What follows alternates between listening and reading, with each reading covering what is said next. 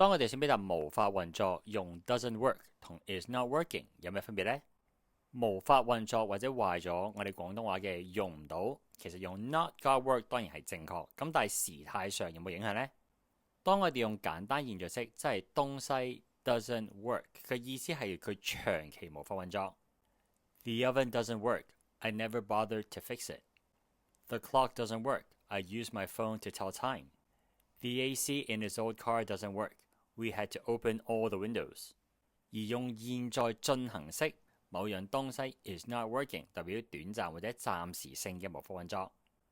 The printer isn't working. I called the technician this morning. The router isn't working. I can't get online. Can you? The elevator isn't working. We need to use the stairs. 哈，大家，電視機遙控用唔到，你有冇新嘅電芯啊？英文可以點樣表達呢？學到新嘢記住幫手 like、comment 同埋 share。想揾私人英文補習呢啲呢，就歡迎私信我。想支持我繼續拍片或者想輕鬆地揾翻過去嘅影片呢，就歡迎訂閱我嘅 Patreon 平台。咁每逢星期四呢，都會有會員專屬嘅影片嘅。